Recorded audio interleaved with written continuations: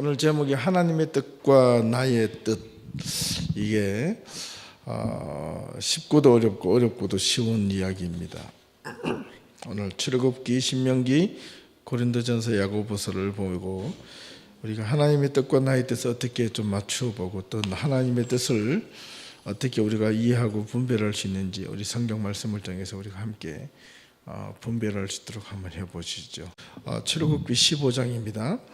모세가 홍해에서 이스라엘을 인도하며 그들이 나와서 수르 광야로 들어가서 거기서 사흘 길을 걸었으나 물을 얻지 못하고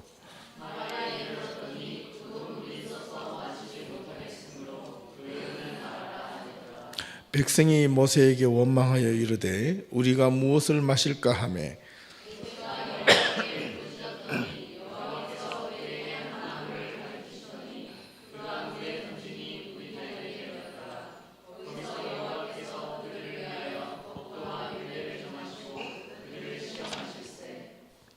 같이 읽겠습니다. 이르시되 너희가 나의 하나님 나 여호와의 말을 들어 순종하고 내가 보기에 의를 행하며 내 계명에 귀를 기울이며 내 모든 규례를 지키면 내가 애굽 사람에게 내린 모든 질병 중에 하나도 너희에게 내리지 아니하리니 나는 너희를 치료하는 여호와이심이니라. 아멘. 이거 또 읽지만은 잠깐 하나를 더 보고 할까요? 같은 이야기인데 너희가 마사에서 시험한 것 같이 너희의 하나님 여호와를 시험하지 말고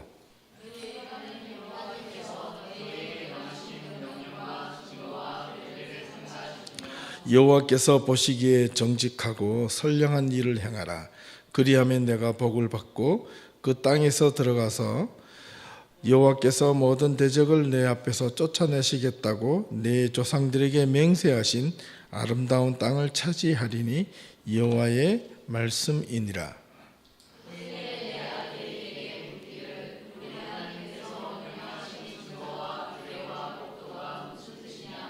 너는 내 아들에게 이르기를 우리가 옛적에 애굽에서 바로의 종이 되었더니 여호와께서 권능의 손으로 우리를 애굽에서 인도하여 내셨나니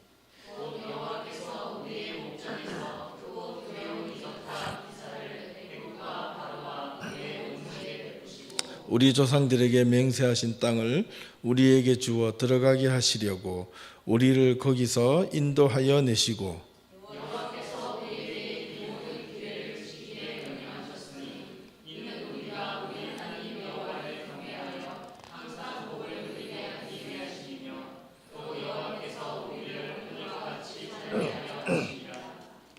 이 출애굽기 내용과 신명기 6장 이 내용은 사실 같은 내용입니다. 같은 내용인데 우리가 여기서 주의 깊게 보아야 할 성경 말씀 중에 한 가지가 백성이 마라에 이르러 물이 써서 마시 못하겠으므로 그 이름을 마라라 하였더라. 그리고 백성이 모세에게 원망하여 우리가 무엇을 마실까 하며 여기입니다. 그러니까 모세를 하나님께서 이스라엘 백성들의 지도자로 세우셨죠, 그죠? 세우셨는데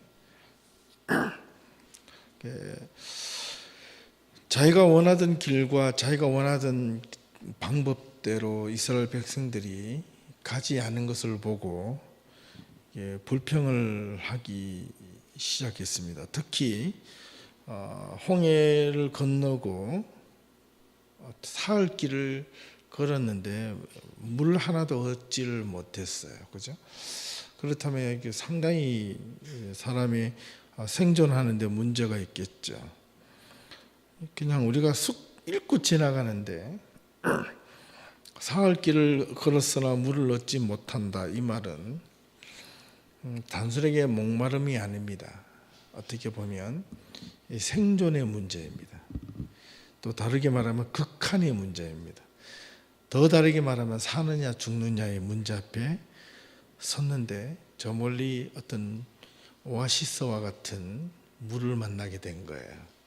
그래서 물 앞에 탁 가서 사람들이 허겁지겁 물을 마셨는데 물이 있는 것만 해도 다행인데 물이 있어서 못 마시게 되었다는 겁니다.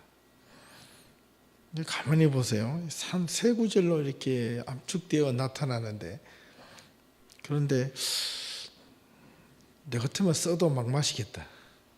일단 살고 봐야 되는데. 근데 물 좀 마시다가 물이 쓰다고 이제 모세에게 원망하고 불평하는 장면이 나옵니다.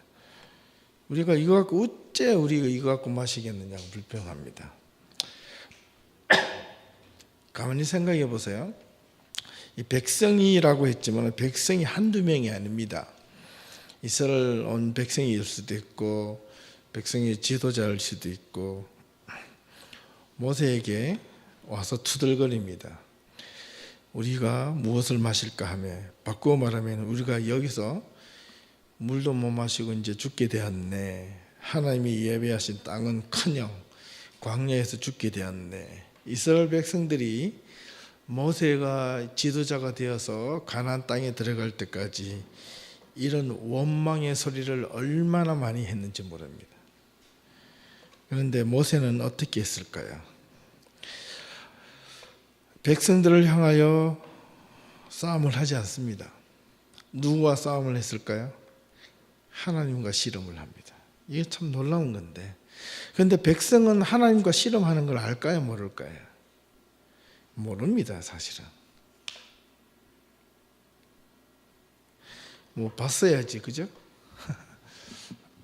시내산에 올라가서 하나님과 대면하면서 하나님께서 말씀을 받을 때 이스라엘 백성들이 하나님의 말씀을 받고 내려오는 것에 대한 기대감보다 어디에 불평을 했습니까? 왜 안 내려오노? 이거 갖고 불평을 한 거예요. 근데 모세는 지금 이스라엘 백성들이 모세야 왜 안 들어오노? 지금 그를 불평할 시기에 모세는 지금 어떻게 하고 있습니까? 역시 하나님과 씨름을 하고 있습니다. 말씀을 받느냐 받지 못하느냐, 십계명을 받아서 어떻게 해야 되느냐, 이스라엘 백성들을 어떻게 일국을 가야 되고 하나님의 규례와 법도와 명령을 어떻게 지키게 만들어야 되겠느냐, 이것과의 싸움입니다. 이건 오늘날 현재로 봐서는 교회 상황으로 봤을 때 어떻게 보면 똑같습니다. 교회 현실이 이렇게 어렵고 힘들고 상황을 갔을 때 대부분 어떻게 하죠? 앞에서 컴플레인을 합니다. 이런니 저런니. 근데 그 앞에 있는 목회자가 정직한 목회하고 진실된 목회자라면 하나님과 싸워야 됩니다. 그 하나님과 싸울 때 얻어지는 그 힘은 앞에 고난이 있어도 힘든 것이 있어도 결코 문제가 되지 않습니다.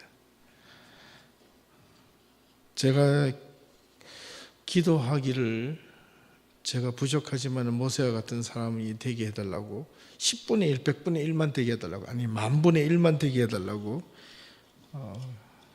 기도하고 있고 기도 그렇게 또 계속 하고 싶어요. 그런데 백성들 가운데서도 꼭 불평과 불만만 있었던 사람들은 아닙니다. 묵묵히 모세가 하나님 앞에 무릎 꿇고 있는 모습을 보았던 사람들도 있었습니다. 예를 들면 누구일까요? 여호수아와 갈렙 같은 사람들. 지금 거리에서 모세가 무엇하고 있는지를 보고 어떤 일을 하고 있는지, 하나님과 어떤 만남을 하고 있는지 본 사람들은 불평하지 않습니다. 이게 오늘 이 출애굽기와 신명기에 대한 내용이거든요. 그 다음 또 성경 구절을 한번 읽으시죠. 고린도전서 9절 10장 9절에서 15절.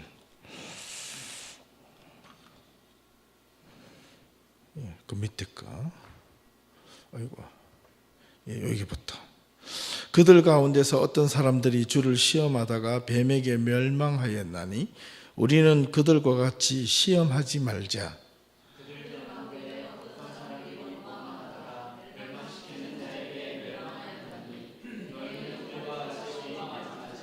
그들에게 일어난 이런 일은 본보기가 되고 또한 말세를 만난 우리를 깨우치기 위하여 기록되었느니라. 사람이 감당할 시험 밖에는 너희가 당한 것이 없나니 오직 하나님은 미쁘사 너희가 감당하지 못할 시험 당함을 허락하지 아니하시고 시험 당할 즈음에 또한 피할 길을 내사 너희로 능히 감당하게 하시느니라.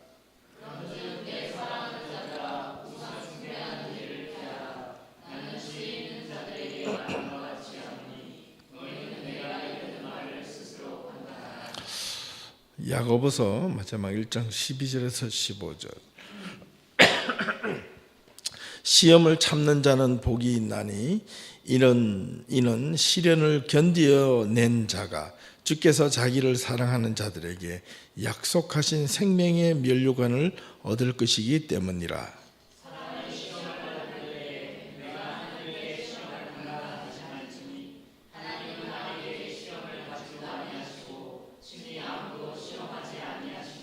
오직 각 사람이 시험을 받는 것은 자기 욕심에 끌려 미혹됨이니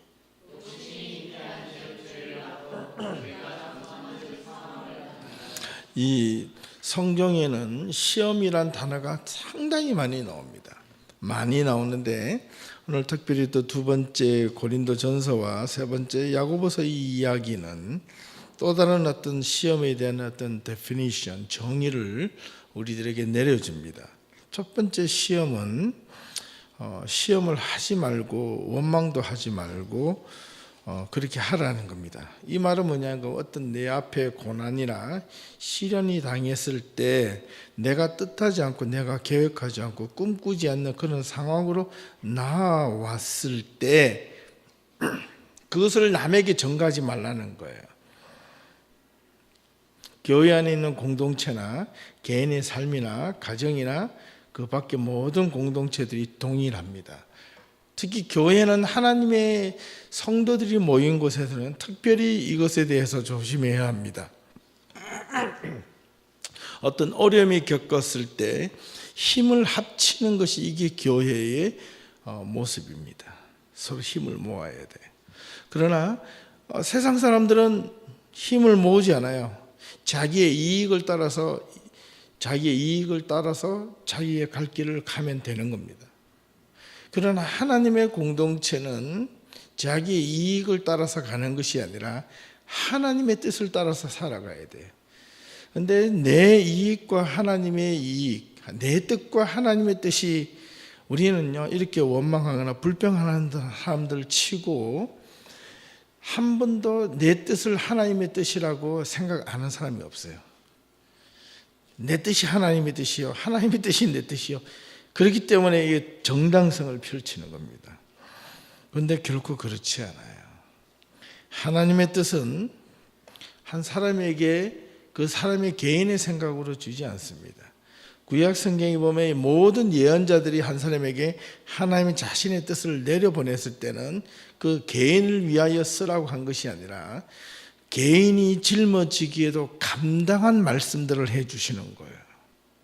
자기가 이 말을 전하면 앞으로 자기에게 어떤 어려움이 당할지도 모르는 그 상황 앞에서 그 말을 해야만 되는 경우가 선지 예언자 또 예언서를 통해서 수없이 많이 나옵니다.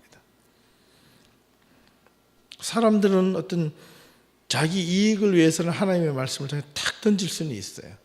자기 사람을 만들고 자기 편을 만들기 위해서 여기 하나님의 뜻이라고 탁 던질 수 있다는 겁니다. 그러나 하나님의 뜻을 할 때는 내 이익과 내 욕심, 내 생각을 버리라라고 이 야고보서는 이야기합니다. 시험을 받는 것은 자기 욕심에 끌려서 유혹된다라고 분명하게 정의를 내리고 있습니다. 그러면 그 시험에 대한 정의, temptation 또는 test, 또 여러 가지 또 시험에 대한 정의가 나오는데 그 정의를 어떻게 이해할 것인가? 이제 이 문제가 달려 있잖아요. 근데 성경은 아무렇게나 적용을 하시면 안 됩니다. 그래서 우리는 좀 더 보다 다른 내용들을 우리가 한번 생각을 해봐야 됩니다. 우리가 신앙인으로서 하나님의 뜻대로 살아간다는 것을 알면서도 우리가 살아가는데 그것이 때로는 잘 안 되는 이유가 뭐가 있는가? 이게 있잖아요, 그죠? 우리가 하나님 뜻대로 살아가려고 노력을 하는데 잘 안 된단 말이에요. 그 다음에 두 번째, 나의 뜻이 강해서인가 아니면 하나님의 뜻에는 신뢰가 부족해서인가, 이거 생각을 해봐야 된다는 거죠.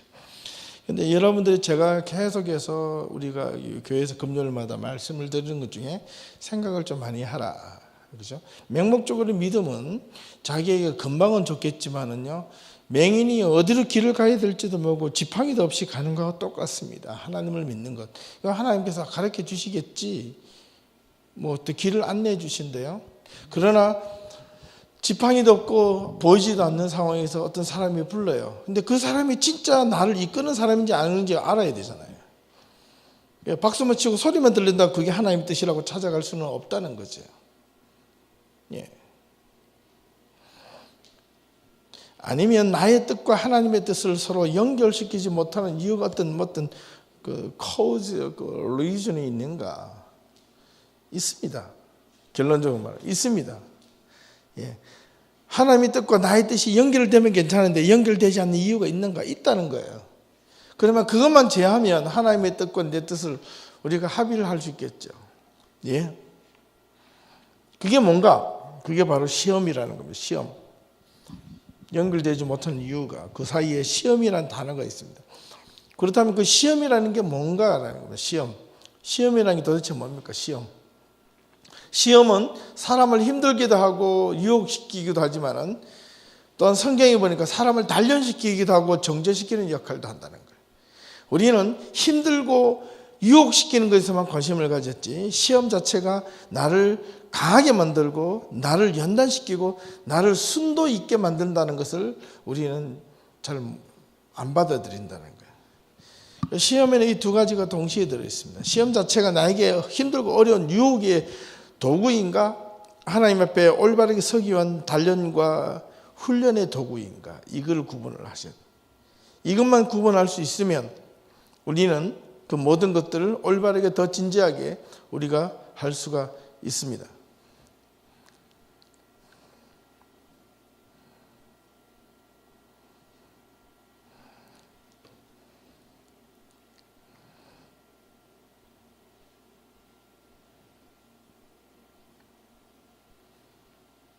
시험을 통과할 수 있는 자와 통과할 수 없는 자로 우리는 그 시험을 통해서 우리는 구분할 수가 있습니다.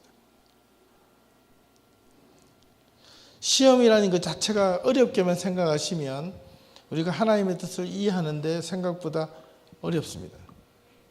그러나 시험을 하나님의 인내의 도구, 내가 연단의 도구, 구원의 도구, 또는 어떤 내가 하나님의 올바르게 훈련받는 그런 순도의 도구로 사용한다면 그 시험은 결코 우리들에게 장애가 아니라 하나님의 뜻과 내 뜻을 연단시키고 오히려 강하게 붙게 만드는 그런 강력한 접착제가 오히려 시험이 될 수가 있다는 겁니다. 자, 그렇다면 시험이 하나님과 우리 사이를 더 강하게 연결하는 힘도 있지만 또 반면에 오히려 이 시험 때문에 교회를 떠나고 하나님을 떠나고 우리의 내 생각과 하나님의 뜻을 포기하고 내 마음대로 갈라서며 돌아서는 분열의 도구가 되기도 합니다. 분열이 되기도 합니다. 이거를 잘 보셔야 돼요. 그럼 무엇이 문제이고, 그럼 시험은 누가 주는 것이고 누가 받는 것인가? 그럼 시험의 주체는 하나님이신가 나인가 아니면 제3의 무엇? 그 제3이 뭘까요? 우리 흔히 사탄이라고 이야기를 하죠. 사탄. 예, 저는 사탄이나 마귀를 부정하지는 않습니다. 그러나 참 재밌는 그 그림을 하나 좀 볼 수 있는 게 있는데, 에덴 동산에서 아담과 하와를 유혹할 때 그 유혹이 뱀이라고 되어 있는데, 여러분 그 중세의 유럽의 그 그림 화가들의 그림을 보면 그 뱀의 모습을 어떻게 그리는가를 우리가 유심히 관찰할 필요가 있어요. 그 뱀의 모습이 어떻게 되느냐면 하반신은 뱀의 모양이지만 상반신은 사람의 모양으로 그려져 있습니다. 네. 중세의 화가들이나 그 어떤 예술가들이나 건축가들도 중세에 가졌던 그 신부님이나 그런 바티칸에서 허락되어지지 않는 그림은 단 한 점도 그릴 수가 없습니다. 성경에 관해서. 근데 만약에 그렇게 그것이 그 교회에서 허락되지 않는 그림이라면 그거는 반역의 그림입니다. 당장 찢어서 없애버리거나 불타서 없애기거나 석상으로 만들었다 파괴시켜야 될 도구입니다. 그런데 그렇게 인정이 되었다는 것은 초대교회에서부터 지금까지 이어왔을 때 뭔가 암시하는 것이 있고 상징하는 것이 있다는 것을 간접적으로 시사해 주고 있습니다. 그래서 많은 그 어떤 신학적 주석 성경에 보면 이 뱀이 어떤 모양, 옛날에는 걸어다니고 기어다니는 것이 아니라 뱀이 팔과 다리가 있고 기어다니고 사람의 모양을 했었다. 이렇게 유대 랍비에서부터 이 많은 성서 주석가들은 그렇게 이해하고 있습니다. 그런데 기존에 있는 교회 목사님들 그냥 왜 뱀으로만 해석을 할까요? 이유는 딱 두 가지입니다. 그 책을 안 봤거나 알아도 이야기를 안 하거나 그 둘밖에 없어요. 그죠? 제3의 그 무엇이 있다 한들 우리는 시험의 주체가 중요한 게 아닙니다. 아니 또 중요하죠. 그 주체가 무엇인가를 잘 평가를 해보면 우리는 그 결과를 알 수가 있겠죠. 성경은 시험에 대하여 분명한 세 가지로 함축적으로 반드시 언급하고 있습니다. 이게 참 중요합니다. 이게 여러분들이 하나님의 뜻과 내 비전, 내 생각을 구분하실 때 이 기준을 삼으시면 정말 좋아요. 어떤 어려움이 있고 힘든 것이 왔을 때. 첫 번째는 여러분이 야고보서 1장 13절 우리가 읽었던 구절인데 하나님은 아무도 시험하지 아니하신다. 일단 대명제가 그렇습니다. 이게 아니라면 성경은 거짓말이 되는 거죠. 하나님은 아무도 시험하기를 원치 아니하신다. 그런데 시험하신다? Yes. 하나님은 아무도 시험하기를 원치 아니하신다. 그러나 시험하신다? Yes. 왜? 첫 번째 시험하지 아니하신다는 그 명제는 뭐냐면 하나님은 그 어떤 시험을 통해서라도 하나님의 당신의 백성들이 넘어지기를 원치 아니하신다. 그런 의도입니다. 두 번째, 근데 시험하신다? Yes. 어떻게? 강한 사람으로 키워내기 위해서. 그러면 정의가 되죠. 그러니까 야고보서 1장 13절에 보면 하나님은 악에도 시험을 받지 아니하시고 친히 아무도 시험하지 아니하시느니라. 이 말이 그 말입니다. 악에게 하나님은 시험을 받지도 아니하신대요. 받을 수도 없는 거죠. 하나님이 악의 시험을 받는 존재라면 저는 안 믿겠습니다. 부실부실한 존재죠. 악을 믿는 게 낫죠. 차라리. 절대로 그렇지 않습니다. 두 번째가 있는데 두 번째가 중요한데 사람이 시험을 받는 것은 성경에 분명하게 시험이 다가올 때는 분명하게 자기의 유혹에 넘어져 시험을 받는 것이라고 야고보서 1장 14절에 또 강하게 이야기하고 있습니다. 오직 각 사람이 시험을 받는 것은 자기 욕심에 끌려 미혹 때문이니 이 욕심이 중요한데 이 욕심이 뭐냐? 저는요 이 욕심은 철저히 개인의 어떤 사심이에요. 사리사욕. 이 사람들 가운데서 보면 하나님의 이야기를 하면서 그 속에 자기 욕심이 들어있는 게 딱 있을 때 있어요. 그건 들어보면 딱 대충 이제 알아요. 그냥 가만히 있어요. 그 사람이 돌았을 때까지.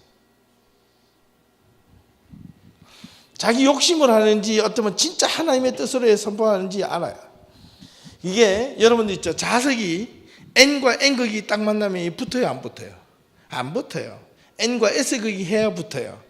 그 말은 뭐냐면 이렇게 딱 보이면 뭔가 마음이 이게 통하는 사람은 통하는데 안 통하는 사람들 의도는 뭐니까 상반되거나 또는 잘못 해석하거나 딱 상반될 때 딱 하나입니다. 붙을 수 있는 것은 뭐냐니까 하나님 맞아 이렇게 어그리 할 수 있는 것은 두 가지인데 하나는 같은 좋은 점을 향해서 어그리, 하나는 또 나쁜 점에서 어그리 할 때. 악한 사람들, 나쁜 짓을 저지르는 사람들 혼자 저지를 때 괜찮아요. 두 사람, 세 사람 이상이 나쁜 짓을 저지를 때는요 서로가 손이 맞아야 돼요. 발이 맞아야 돼요. 말도 맞아야 돼요. 범죄를 저지르고 나서 경찰서에 확 잡혀가면요 둘이가 말을 잘하면요 하기 전에 대부분 누가 어떻게 하는 거 말 맞춘다 그러잖아요.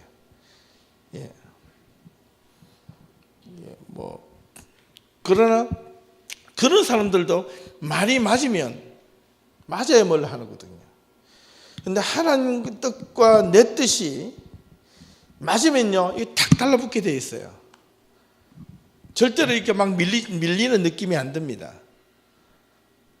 하나님의 뜻과 내 뜻이 맞다. 또 교회 안에서 우리가 봉사하고 헌신하고 수고할 때 이게 하나님의 뜻에 맞으면 이게 탁 붙게 돼 있어요.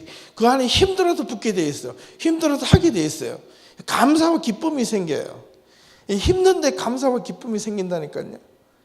예, 하기 힘든데 종종 그런 이야기 있습니다. 금요 예배 나올 때 이거 갈까 말까 이런 생각이 있는데 와보니까 마음이 바뀌었더라. 이런 사람 가끔 저한테 이야기하는 사람들이 있잖아요.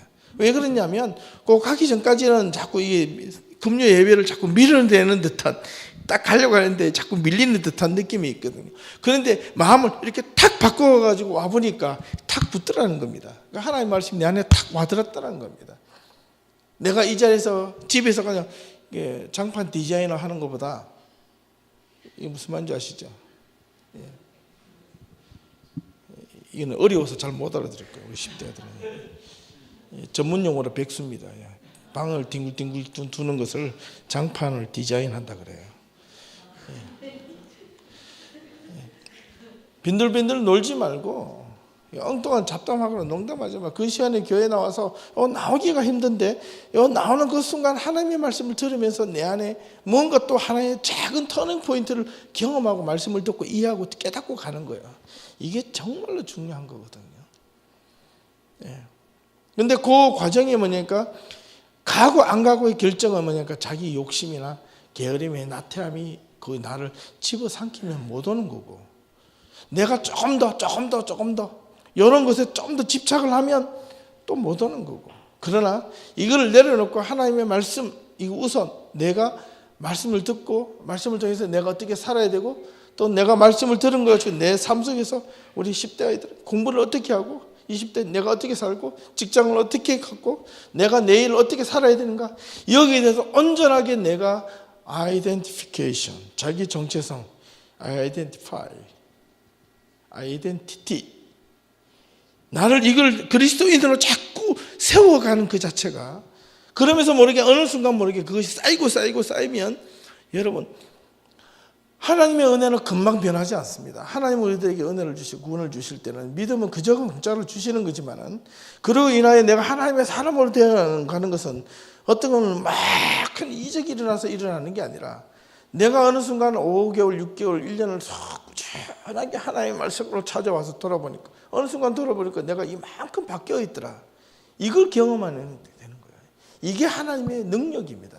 이게 기적입니다. 이게 5년, 10년 대 똑같은 사람이 있어요. 생각이 똑같고 행동이 똑같고 말하는 모든 투가 똑같아요. 덩치만 커지고 나이가 들어서 몸이 쭈그러만 들었지 생각이 똑같은 사람이 있는 반면에 시간이 가고 세월이 갈수록 내 몸은 연약해지고 또 내가 몸은 점점 커지지만은, 그러나 꿈과 비전, 내가 하나님의 말씀으로 내가 내 안에서 갖고 있는 내 삶의 어떤 가치관이 바뀌어질 때 이게 놀라운 내 인생의 반전이 일어나는 거예요. 사람들은요, 어떤 이 두 번째 때문에 많은 어려움을, 첫 번째와 두 번째를 우리는 구분을 잘 못해요.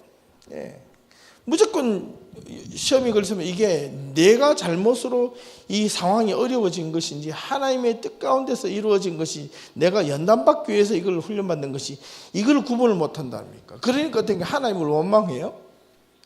자기를 미워하고 자기의 욕심을 미워해야 되는데, 자기의 잘못을 회개하고 돌아야 되는데 하나님을 원망한다니까요. 나는 주님의 뜻대로 하려고 했는데 왜 이 모양이냐, 이렇게 되느냐, 이렇게 이야기하는 사람이 훨씬 많다는 거예요. 그렇지 않습니다. 잘 구분을 하셔야 됩니다. 이걸 어떻게 구분할까? 훈련받아야 되죠. 그 훈련은요, 그 어떤 사람도 예외가 될 수 없습니다. 저도 훈련받아야 돼요. 매일처럼 성경을 안고 살고 책을 보면서 기도하며 사는 사람들도 매일처럼 똑같이 훈련을 받아야 된다니까요. 그래야지 앞에 설 때마다 내가 적어도 부족하지만 부끄러움이 적은 거예요. 없다는 게 아니라 적은 거예요. 하나님 앞에서 다시 다 잘하지는 못했지만 하나님 그래도 조금 노력했습니다. 하나님, 이 정도로 말할 수 있는 거예요. 안다고 그냥 덮어두면 안 됩니다. 이제 안다고 하는 사람이 제일 위험한 사람이에요. 신앙 안에서 안다고 하는 사람이 제일 위험한 사람, 제가 보니까. 이제 조금 배웠다고, 조금 한다고, 누구한테 성경 공부를 조금 배웠다고, 어떤 지식이 조금 있다고, 신앙에 대한 지식이 있고 신앙에 대한 경험이나 하나님에 대한 능력을 조금 얻었다고 그걸 가지고 앞에서 내세우면요, 그것만큼 오만과 독성이 없습니다. 하나님은 제일 싫어하는 자가 그런 자를 제일 싫어하세요. 왜? 다른 사람들 보기에 그건 자기는 뭐 우쭐 하는 것처럼 그걸 그런 사람일수록 소리 없이 내려가고 더 내려가야 돼. 끊임없이 내려가야 돼. 끝이 안 보이는 그 자리로 내려가야 돼요. 우리가 하늘에서 떨어질 때 제일 무서운 게 뭡니까?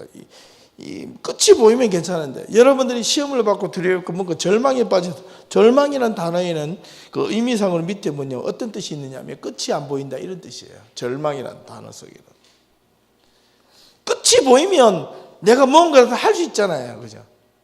뛰어내리게도 할 수 있고, 내가 끝이 보이면 내일 모레까지 고난이 오면 그 다음에는 3일 뒤에는 내가 이 고난을 이길 수 있겠구나, 끝이 지나가겠구나, 이걸 아는데 이 고난과 절망과 고통이 끝이 안 보이면 우리는 하고 싶은 마음이 있어도 이게 손을 팍 놓게 되는 거예요.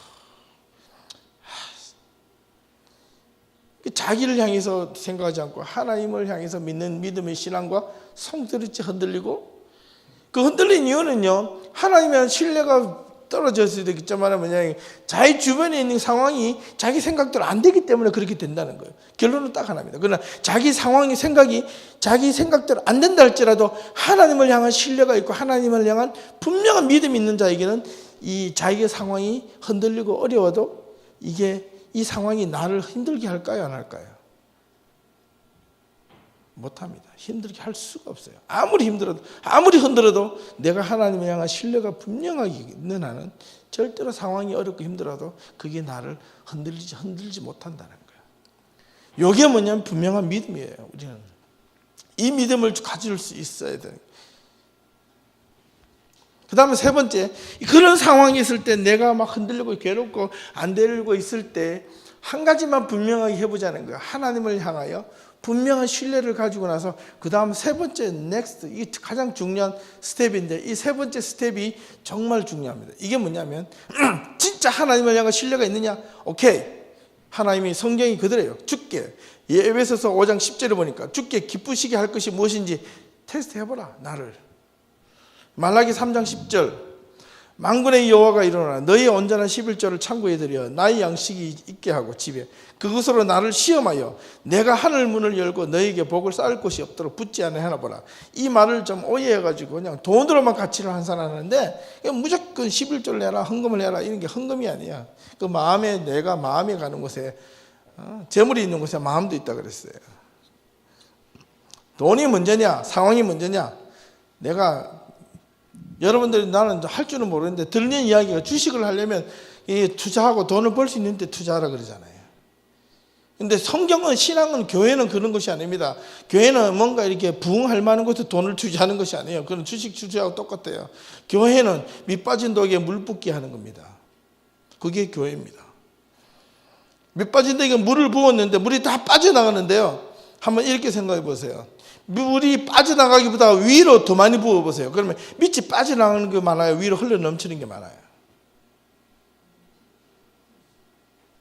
그죠? 우리는 그 이치를 몰라요. 성경의 진리는 담아있는 그릇에 관심이 있는 게 아니고 밑에 빠져나가서 없어진다는 걸 생각하지 않고 내가 붙는 것에 생각을 해보면요, 빠져나가는 것이 어떻게 빠져나갈지라도 내가 부어지는 것이 빠져나가는 것보다 훨씬 많으면 이게 채워지고 나중에는 그 채워짐을 다 채우지 못할 때 밑으로 빠져나가지 않고 위로 흘러넘칩니다. 이게 하나님의 법칙이에요.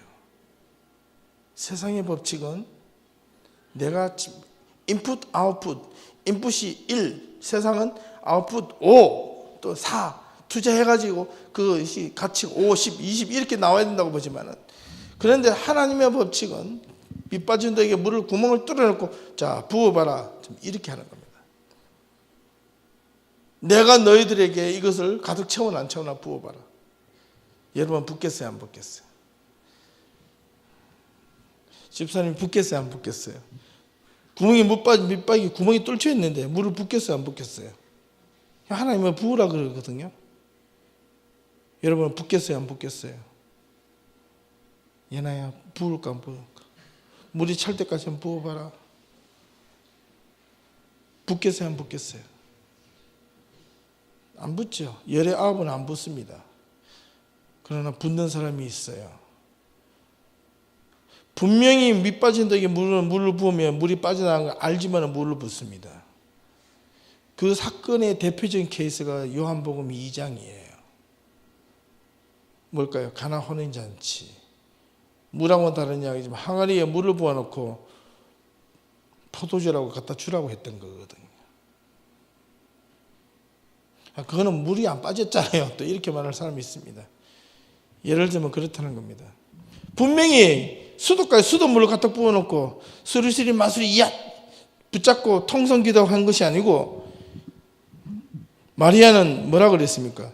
여기에는 두 가지의 시험이 있는데, 마리아가 점종을 씌워가지고 예수님한테 가져가서 가나 혼인잔치에서 저녁에 결혼식을 하기 때문에 밤에 와서 포도주를 살 데가 없어요. 포도주가 떨어졌어요. 그 이스라엘의 축제에서 가장 핵심의 그 음식 중에 하나가 포도주인데, 포도주를 먹고 마셔야 되는데 포도주가 갑자기 떨어졌어요. 준비하지 못한 주인에게 책망을 해야 되는데, 마리아는 참석했다가 아마 그 가나 혼인잔치에 그 신랑 측 친척이 된다고 성경은 기록하고 있더라고, 주석서에는. 그래서 예수님의 어머니 마리아가 아직 예수님의 때가 되지도 않았는데 느닷없이 종을 불러서 예수님께 가봐라. 그럼 뭔가 해결해 줄 거다. 예수님의 어머니 마리아는 예수님이 하나님의 아들이심을 예고도 태어나기 전부터 예고를 받았겠지만, 설마 저 자식이 내가 이렇게 말하면 물로 포도주를 만들어질까, 이런 생각하면서 보냈겠어요? 아니면 하나님 알아야 되기 때문에 뭔가 일어나겠지, 이런 생각을 했을까요? 아니면 분명한 확신을 가지고 갔을까요? 아니면 예수님이 벌떡 일어나가지고 동네 나가지고 포도주 가게 가서 문 두드려가지고 새벽 2시에 문 두드려가지고 포도주 사러 갔다 오든지. 마리아는 어떻게 했을까요? 어떤 생각을 가졌을까요? 성경 스토리를 여러분들 성경을 읽으시면서 그런 생각을 많이 하셨는데, 이걸 리빙 스토리라고 그러는데, 내가 성경 속의 인물이 주인공이 되어보는 거예요. 마리아가 되어보기도 하고, 하인이 되어보기도 하고, 예수님의 입장이 되어보기도 하고, 예수님의 제자 입장이 되어버리고, 하객의 입장이 되어보기도 하면 여러분 성경을 보는 그 퍼스펙티브 견해가 같이 생각이 확 달라집니다. 근데 예수님도 똑같이 그냥 하객 중에 한 사람으로 와 있는데, 갑자기 느닷없이 종이 와가지고 당신의 어머니가 저보고 오라 그러던데요. 왜 나를 찾아? 근데 왜 그런지. 근데 사실은요, 우리 이제 포도주가 떨어진다 어떻게 할까요? 쉽게 말하면 그러잖아요. 왜 나보고 그렇게 하라고 했냐? 성경에 그렇게 기록하고 있잖아요. 아직 내 때가 되지 않아나이다. 어머니, 왜 나보고 그래요? 지금 이런 말이거든요. 나 아직 준비도 안 된, 할 마음이 없는데요. 근데 예수님의 어머니는 뭐라고 합니까? 그 어떤 일을 하든 시키는 대로 하라. 시킨 대로 하라. 그게 중요하거든요. 근데 예수님께서 물을 항아리에 붓지 않고 갑자기 주머니에서 돈을 이렇게 만들어가지고, 야따! 지금 나가서 사오느라. 이렇게 해도 하인이 해야 돼요, 안 해야 돼요? 해야 되는 거예요. 해야 되는 거예요. 근데 그보다 더 놀라운 일이 그때 일어나는 겁니다. 뭐가? 항아리에 갑자기 물을 부으라는 거예요. 우리는 잘 알고 있는 내용을 다른 각도에서 보면 이게 얼마나 하나님의 그 강력한 그 시험과 믿음과 하나님을 바라보는 의지와 결정이 들어있는지 몰라요. 그 속에서 예수님께서 뭐라고 그랬어요? 물을 부어라. 예수님 그 하인이 뭐라 그러지? 이거 왜요? 두 말 다 하고 물을 붓습니다. 그런데 물을 갖다 부어서 이제 포도주 이제 갖다 주어라. 어디를 갖다 주라 그럽니까? 하객들에게 갖다 주라 그러는 거예요. 여러분 생각해보세요. 여러분 종이라면 그거 갖다 줍니까? 안 갖다 주겠어요? 안 갖다 주겠어요? 이제 포도주를 바뀐지도 몰라요. 지금요, 하인은 그거 갖다 줘가지고 포도주 잔에 붓는 순간 맞아 죽을지도 몰라요. 그렇죠? 맞아 죽을지도 모르는 순간이라니까요. 근데 하인은 어떻게 합니까? 시킨 대로 했으니까 괜찮겠지. 그게 아니에요. 지금 그거 들고 갈 때 덜덜 들고 갔는지도 모릅니다. 이게 어떻게 보면 하인이 열심히 기도했는지도 몰라요. 예수님은 그때까지 물 위였는데 하인이 물이 포도주가 되게 해주십시오 하면서 들고 갔는지도 몰라요. 왜? 급한 건 예수님이 아니고 하인이거든요. 그 퍼줬다고 맞아 죽거든요. 그런데 퍼주는 순간 어떻게 됐어요? 포도주로 변했는데 그 하객들이 놀라운 이야기를 하잖아요. 뭐냐? 뭐라고 이야기합니까? 이때까지 포도주는 이거보다 좀 부실한데 네가 진짜 좋은 거를 내놨구나. 너의 최고를 이제 내놓는구나. 이런 이야기를 해요. 그 결혼식이 개판됐을까요? 완벽하게 성욱이 딱 이러네. 이렇게 돼요. 그럼요. 여러분 거기에 얼마나 많은 유혹과 갈등과 중간에 있는지 모릅니다. 아시겠어요? 그 중간중간 사이사이에 포도주가 되기 전까지 갈등에 이거 종의 갈등, 예수님의 어머니의 갈등, 예수님의 갈등.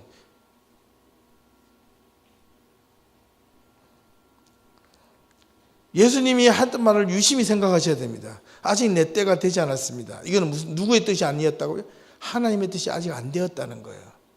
그런데 이 마리아의 자신의 뜻을 예수님한테 뭔가 관철시키려고 하는 게 보이죠? 관철시키려고 합니다. 예수님은 아직 내 뜻이 아니라고, 내 때가 아니라고, 내 뜻이 하나님의 뜻이 아니라고 분명히 이야기를 했는데 예수님의 어머니는 종에게 뭐라고 그러면 그가 무슨 일을 시키든지 하라. 심지어는 이게 그 안에 모래를 까딱 채워놓고 뜯어줘라. 그래서 뜯어줘야 될 형편이에요. 아니면 돈을 짤랑짤랑 해가지고 돈 한 1센트 딱 주고 우리 어른들 많이 하죠. 승욱이한테 돈 딱 1불 주고 저기 가게 가가지고 음료수 10병 사고 2불 남가와라. 이런 거 똑같은 거예요. 지금 1불 딱 주고, 그죠? 우리 옛날 그런 말 많이 하잖아요. 농담적으로 10불 딱 주고, 그죠? 한 20불치 사오고 5불 남가와 막 이런 거죠, 그죠? 지금 그런 형편에 놓여 있는 상황이거든요. 근데 거기에서 성경을 지금 뭐라고 이야기해요? 주께 기쁘시게 할 것이 무엇인지 시험하여 보라. 여기에 온전한 11조를 창고에 들여 양식이 있게 하고 나를 시험하여 하늘 문을 열고 내게 복을 쌓을 것이 없도록 붙지 않는 거 보라. 이 말이 그런 뜻이에요. 사실은 돈을 내나 내지 마라 그런 뜻이 아니고요. 여러분 참 감사한 일이 요즘에 저는 일어납니다. 왠지 아세요? 어려울 때 먼저 포기를 하니까 그게 채워지는 역사가 일어납니다. 이게 놀라워요.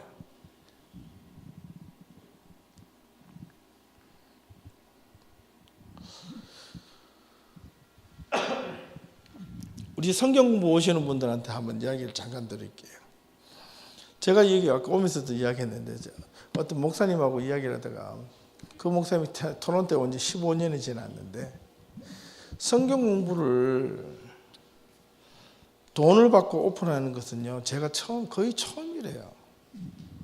뭐 다른 일반적으로 뭐 학교 있는데 이렇게 모아가지고 몇 명 스터디하는 걸 처음인데 그런데 사람이요 연속 5번 6번 미니멈 10명 이상 온 적 우리 서집사님은 한 번도 안 빠지고 오시는데 평균 에버리지 15명이에요. 15명. 근데 그렇게 했는데 그렇게 오는 것은 기적이래요. 지난주에 만났던 그 목사님이 저보고 그렇게 이야기를 하시더라고요. 자기네 교회에서도 성경부를 이렇게 많이 오픈했지만은 자기가 다른 데서 오픈을 해가지고 돈을 받고 하기는 했는데 한 달이 안 돼가지고 다 가더라는 거예요. 그런데 이번에 정말 감사한 것은 창세기를 한 번 하면 땡인데 지금 2개를 동시에 다시 읽었잖아요. 저는 이게 저한테 기적이에요. 하나님의 은혜고 기적입니다. 저는 이걸 막 어디 가서 말하고 싶은데 말할 수가 왜냐면 내가 경험하는 기적이거든요. 내가 하나님 앞에 이건 어떤 방언하고 이적하고 막 이래가 병 고치고 있는 기적이 아니라 지금 내한테 일어나고 있는 기적들이거든요. 알지 못하는 기적들이에요. 왜 사람들이 할 일 없이 피곤한데 집에까지 밤늦게 7시에 찾아와가지고 밤 10시 넘게까지 공부하고 가는 거예요. 그 오신 분들 힘들어서 꾸벅꾸벅 죽는 사람도 있어요. 자기 하는 일들 중단하고 오는 사람들도 있어요. 수술을 앞두고 있는 사람이 수술을 하기 전날까지 와서 성경 공부하고 가는 사람들이 그 안에서 일어나더라는 거예요. 그런 이야기 들을 때 그건 저한테 기적입니다. 저한테 기적이에요. 여러분들한테는 모르겠지만 제가 그런 것을 경험할 때마다 하나님의 말씀을 붙잡지 않을 수가 없어요. 여러분들 각자의 삶 속에서도 이런 여러분들만이 느끼는 기적들이 일어날 수 있기를 주님의 이름으로 축원합니다. 이렇게 일어나야 돼요. 일어나야 돼요. 공부하는 자들에게 공부를 통해서 어떤 놀라운 반전이 일어나야 돼요.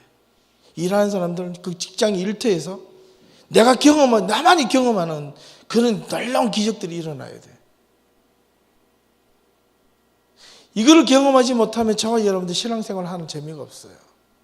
그런데 거기 되기까지 저는 무려 5년을 기다렸어요. 교인수가 힘들다 빠져나간다 막 흔들리는 데도 있었어요. 정말이에요. 포기하고 싶을 때도 있었어요. 이번에 많이 포기하고 싶었거든요. 창세기를. 근데 딱 포기하려고 하는 순간 하나님께서 느낌에 해 라는 생각을 하고 준비를 딱 하고 난 순간 어떻게 됐을까? 정신없이 2주 3주 밤을 새우고 첫 시간을 들었는데 첫 시간 하고 나니까 더 힘들다. 그런데 시간이 갈수록요 제가 배우는 게 훨씬 많아졌어요. 하나님 말씀 앞에 더 많이 꼬꾸라졌고 하나님 말씀을 더 열심히 앞으로 평생 내가 세상에 그 어떤 것을 가지지 못한다 할지라도 하나님 말씀을 끝까지 붙잡고 가야지. 네. 저는 요즘 저한테 주어지는 기적입니다. 여러분들의 기적은 어떤 것이 있나요? 여러분 한 해 동안 기적 어떻게 보면 여러분들이 지금 교회가 아니라 매주 금요일 한 번도 안 빠지고 나오는 이 자체가 기적이 되어야 돼요. 여러분 마음속에 기적의 삶이 고백이 되어야 돼요. 그냥 시간이 있으면 나오고 없으면 빠지고 내가 하고 싶으면 나오고 하기 싫으면 안 나오고 그게 아니라 내가 힘들어도 나오고 힘 안 들어도 나오고 내가 죽어도 이 자리는 빠지지 말아야지 라고 결정하는 순간 빠질 일이 그 다음날 팍 생긴다니까요. 예, 이유 없는 게 없어요. 반드시 이유가 있어요. 그럼에도 불구하고 그것을 딱 내려놓고 나오는 거예요. 말씀을 들어 나오고 함께 기도하고 함께 힘을 합치는 그 자리에 있을 때 여러분 그게 기적입니다. 그게 하나님의 능력이에요. 나를 들어 사용하시는 하나님의 능력. 저는 우리 예담교회가 앞으로 또 2016년도에 하나님께서 어떻게 끌고 가실지 참 기대가 돼요. 저는 한 게 아무것도 없어요. 기도하면서 깨달았던 표, 든든히 서가는 교회, 어떤 사람들은 든든히 서가는 게 뭐 양적으로 질적으로 많이 늘어났는데 저는 생각보다 많이 우리 교인들 이 금요 예배 나오신 분들은 정말 열심히 뭔가 이게 마음속에 뭔가 세워지는 듯한 느낌이 이제 가슴을 보여요. 눈빛을 볼 때마다 보여요. 예, 기존에 아는 사람들이 긴장을 하셔야 될 거예요. 2년 3년 내로 여러분들이 금요 예배만 꾸준히 나오셔도 여러분들 말씀을 통해서 안 나오시는 사람들 나는 이제 처질 겁니다. 두고 보세요. 가만히 있으면요 안 나오면 가만히 그 제자리가 아니라 처지는 겁니다. 남들은 한 발 앞으로 갈 때 자기는 가만히 있는 것 자체가 처지는 겁니다. 저는 우리 집에서 우리 아이들한테 공부시킬 때 하루라도 빠지지 말고 공부 열심히 해라. 하루 안 하면 안 한 만큼 네가 가만히 있는 게 아니라 처진다는 거예요. 뒤로 밀리는 거예요. 정말 그래요. 그래서 내가 한 달을 밀렸으면 너는 2달을 공부해야 돼. 내가 한 달을 밀렸으면 남들을 한 달 앞서가는 애들은 그냥 가만히 앉아 있나? 그 애들은 계속 앞으로 가는데 내가 2달을 열심히 공부해야지 겨우 따라잡는데 공부가 그런 겁니다. 인생도 그런 거예요. 일도 마찬가지예요. 하나님을 보는 눈은 똑같아요. 하나님의 진리는 멀리 있는 게 아니에요. 하나님의 뜻은 결코 멀리 있는 게 아니라니까요. 자, 좀 더 구체적으로 가서 어떻게 우리는 하나님의 뜻을 이제 이해할 수 있고 구분할 수 있는가? 여러분 우리의 삶을 하나님의 말씀의 기준 이거 말고 다른 걸 먼저 세우면 여러분 그 가치의 기준이 자꾸 바뀝니다. 응답이라 그러는데 자기가 직접 계시를 받는다는데 그 계시가 매일마다 틀려질 수 있어요? 아닐 것 같아요. 두고 보세요. 근데 성경에는 그런 기준이 분명하게 선포되어 있어요. 가난한 자나 부자나 많이 있는 자나 적게 있는 자나 동일하게 선포되어 있습니다. 기준이. 그래서 그 말씀이 기준에서 보고 배우는 거예요. 끊임없이 배우는 거예요. 예. 우리의 삶이 믿음 안에 살고 있는지 또한 되돌아보아야 돼요. 믿음 안에서 하나님이 이걸 원하시거든요. 그 다음에 시험하고 봐라. 믿음 밖에 있으면서 얼렁뚱땅 하나님 주시면 은혜 아니 그런 게 없어요. 성경에는 그런 게 없단 말이에요. 예. 그 다음에 우리의 생각이 하나님의 뜻에 의지하여 판단하고 결정하고 행동하려고 하는지 돌아봐요. 이게 중요합니다. 우리의 생각과 우리의 행동이 하나님의 뜻에 의지해서 판단하고 결정하고 행동하려는지 이게 딱 하면 절대로 내 생각이 내 나오는 입이 언어가 행동이 쉽게 나오지 않습니다. 내 중심적으로 나오지 않습니다. 하나님의 뜻에 하나님의 판단에 의해서 나를 이렇게 끌어가신다면 내 마음대로 절대로 말이 나오지 않는 거예요. 사람을 핍박하고 조롱하고 남을 이렇게 해하는 말이나 남을 비아냥거리는 말이나 남을 무시하는 말이나 이런 말이 쉽게 나오지 않는다는 거예요.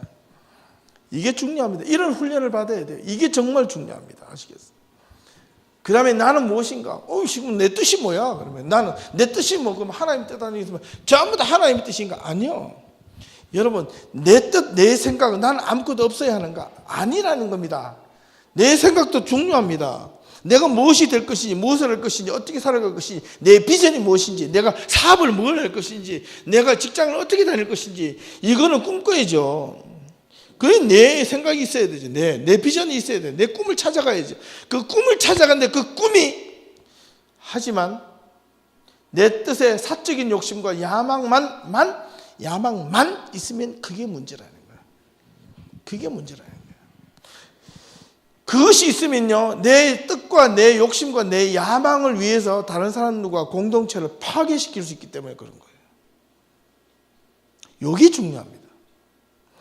내 뜻과 내 욕심도 내가 거룩한 욕심을 버리고 거룩한 야망, 내 비전, 꿈을 크게 가져라. 왜 안 됩니까? 가져야 되는데 그것만 있으면 그 목적을 위해서 내 주위에 있는 사람들을 내가 짓밟고 올라간다는 거예요. 성경은 그렇게 이야기하지 않습니다. 짓밟고 올라가지 않아요. 내가 생각한 대로 뜻대로 안 되는 경우가 상당히 많은데요. 제가 단적인 예로 예화를 하나 찾아보니까 이런 이야기 있더라고요.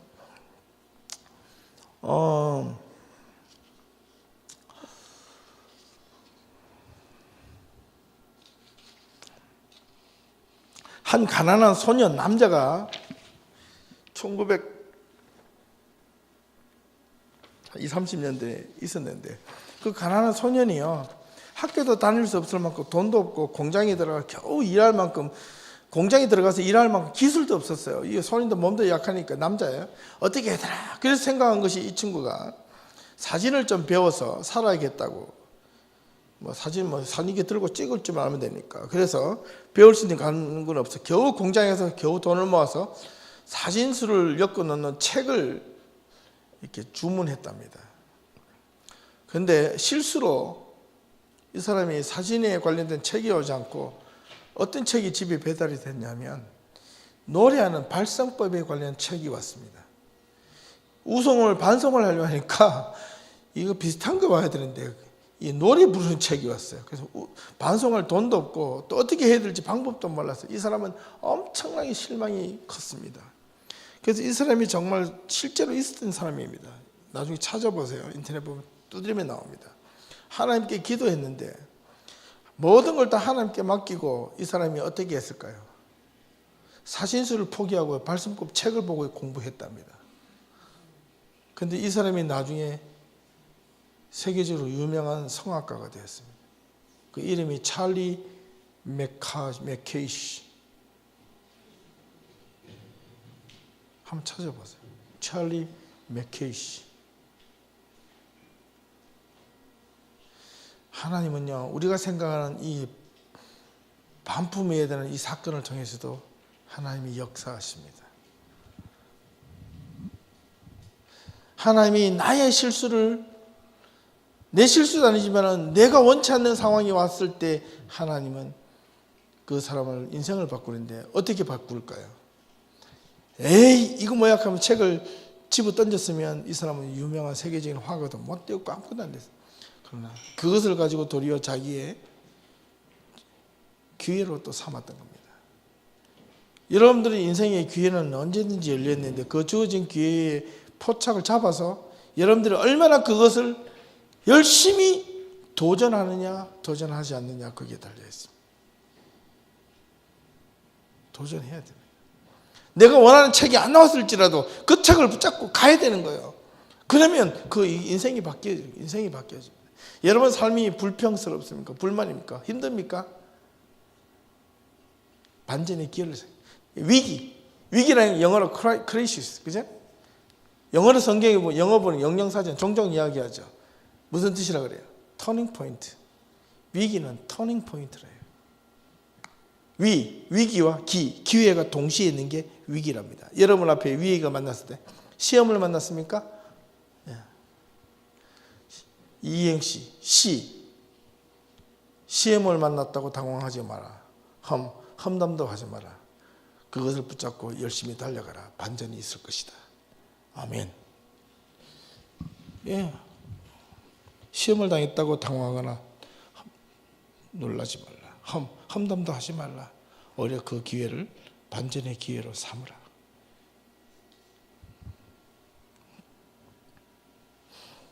반드시 중요합니다. 우리가 이 한 해 마지막 날 이 저녁에 우리가 지금 이야기를 하고 있는데 상당히 중요한 이야기 같아요.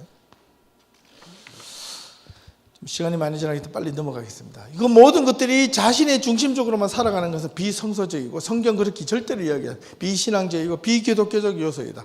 그러나 하나님은 항상 더불어 살라고 가르쳐줬기 때문에 우리는 혼자 절대로 이 세상에서 살 수 있는 존재가 아닙니다. 개인이 있고 개인이 있는 게 아니라 가정이 있고 주위에 사람들이 있기 때문에 우리는 결코 혼자 살 수 없습니다. 아담도 혼자 살기 것이 보기 좋아하지 못해서 하나님께서 배필을 만들어 주셨다는 거예요. 하나님은 항상 더불어 살려고 만드시고 그 정신과 가르침에 동의하기 때문에 우리는 그리스도인이 되어 이 자리에 앉아 있는 겁니다. 내 마음대로 살려면 이 자리에 안 앉아 있어요. 하나님을 내 마음대로 끌고 가려면 여러분 점집에 찾아가십시오. 점집이나 무당들이 항상 사람들 손님을 이렇게 호객 행위하기 위해서 문 앞에다 붙여놓습니다. 뭐라고 하냐면 뭐라고 붙여놓을 거예요? 그 점집 이렇게 써놨어요. 절대로 그렇게 써놓은 사람은 무당들은 다 망합니다. 점 치는 사람들은. 뭐라고 써요? 홍보합니까? 예? 타로? 무슨 타로야? 예. 점집이나 무당들이 막 사람들 찾아올 때 그 앞에 가면 꼭 써붙여 있는 단어가 있어요. 천기누설. 예. 뭐야? 하늘의 비밀을 자기가 알려준다는 거 아니에요. 예, 그런데 혹하는 사람들은요 100% 속아 넘어갑니다. 여러분 속지 마세요. 천기누설은 교회에 있을 줄로 믿습니다. 왜 아멘 안 하세요? 천기누설은 성경 속에 들어 있습니다. 예, 공짜입니다. 구원 공짜잖아요. 천기누설 다 해놨는데 왜 딴 데서 엉뚱한 데가 찾아다녀? 예? 무료가요. 여러분 잘 들어요. 무료는 공짜가 아닙니다. 이 돈으로 살 수 없는 것이기 때문에 그냥 주는 거예요. 알았어요?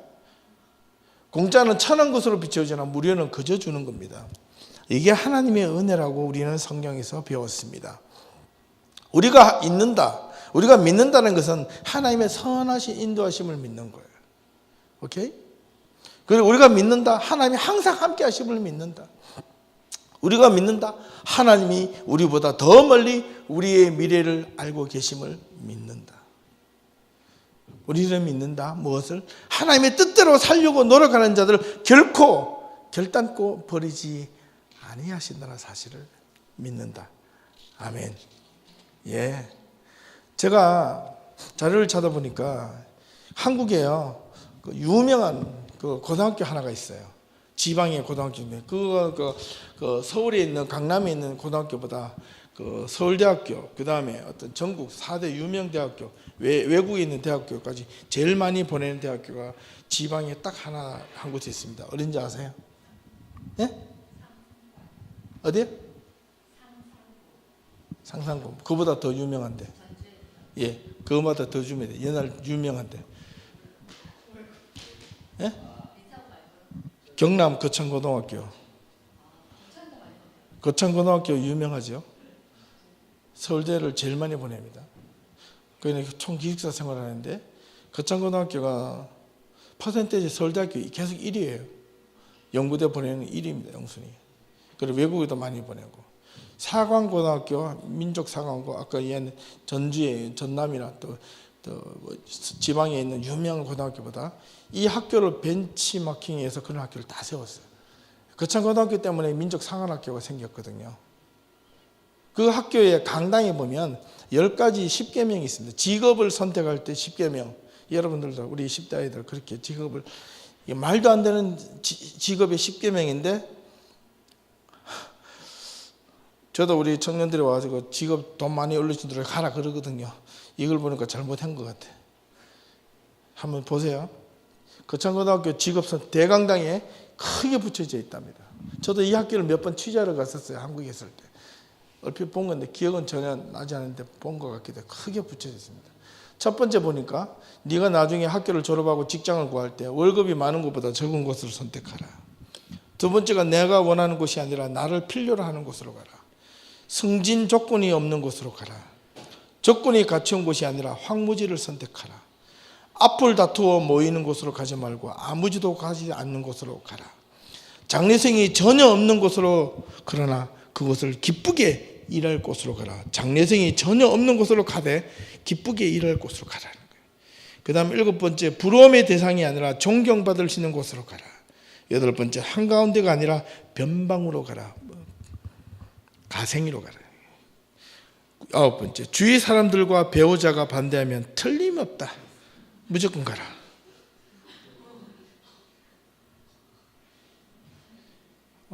여기는 저한테는요 9번에 하나는 맞고 하나는 틀렸어요. 제 이야기를 하면 유빈이가 태어나기 전이니까, 태어나기 전이죠. 공부하러 가고 싶은데 주위 사람들이 다 반대했습니다. 정말이에요. 100% 반대했어요. 우리 처가댁이나 우리 장인, 우리 식구댁 모두가 공부하는 데서 네가 이제 나이가 몇 살인데부터 이제 애도 나올 건데 어디를 가냐고, 집이 다 팽개치고 갈 거냐고, 가정을 무너뜨릴 거냐고, 이런 소리까지 들었는데요. 딱 한 사람이 당신이 그 길이 하나님의 뜻 가운데 맞다면 가십시오. 그래서 간 거예요. 이제 그게 저한테는 잊을 수 없는 또 하나의 터닝 포인트입니다. 여러분, 주위 사람들과 배우자가 반대하면 가라. 틀림이 없다. 그곳으로 가라. 마지막 10번째, 영광의 자리가 아니라 단두대가 있고 십자가가 있는 곳으로 가라. 야, 어떻게 거창고등학교가 이런 10계명을 걸었을까요? 네? 거창고등학교. 예.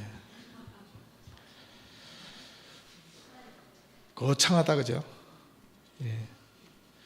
여러분, 하나님이 원하시는 길이 이런 길인 것 같아요. 이런 사람들이 요즘 많이 나와야지 세상이 가는 길과 다르게 걷습니다. 우리가 지금 가는 길을 십자가의 길이라면 기쁘게 여기십시다. 여러분들이 지금 받고 있는 삶이 힘들다, 기쁨으로 바꾸십시오. 생각을 바꾸십시오.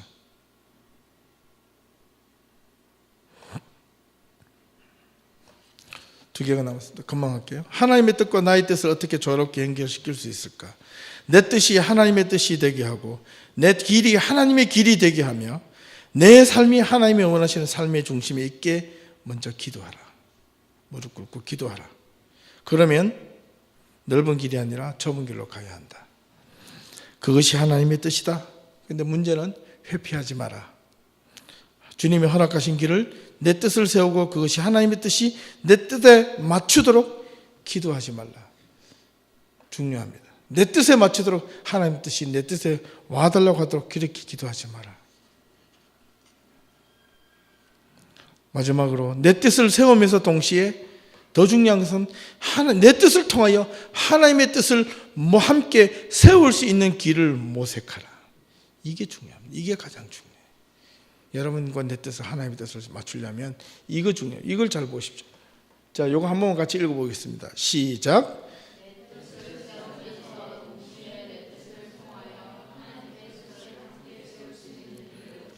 이게 중요합니다. 내 뜻을 하나님의 뜻으로 포장하지 말라는 겁니다. 아시겠어요? 포장하지 말고 내 뜻이 하나님의 뜻과 함께 갈 수 있도록, 세울 수 있도록 모색하라. 찾으라는 거예요. 찾으라는 거예요.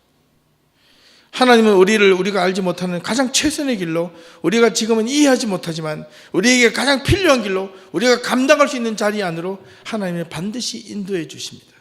조건이 딱 한 가지가 있는데, 전적으로 하나님께 의지하는 자에게 허락되어지는 하나님의 긍휼이자 하나님의 도우심입니다. 하나님의 뜻을 분별하며 순종할 때 살아갈 때 얻는 것이 이 과거, 현재, 미래 세 가지인데, 과거는요, 내가 과거에 잘못된, 내가 어리석어서, 내가 미약해서, 내가 잘못했던 것들을 하나님께서 십자가의 은혜로 용서해 주신다는 점, 이게 과거의 역사고, 현재는 지금 하나님께서 아무리 힘들더라도 나와 함께 하신다는 것이고, 마지막 세 번째는 미래적이면은 언젠가는 하나님께서 나중에 내가 마지막 그 목적지에 하나님께서 분명히 나를 선한 길로 인도해 주실 거라는 믿음에 대한 확신, 또 분명한 그렇게 되어 주실 거라는 것, 마지막으로는 내 인생이 끝이 났을 때 하나님께서 나를 천국으로 인도해 가실 것이라는 그 분명한 것, 이겁니다. 마지막 성경 구절로 이사야 55장 8절에서 9절, 여호와의 말씀이 내 생각은 너희 생각과 다르며 내 길은 너희 길과 달라서 하늘이 땅보다 높음 같이 내 길은 너희 길보다 높고 내 생각은 너희 생각보다 높으니라. 기도하겠습니다.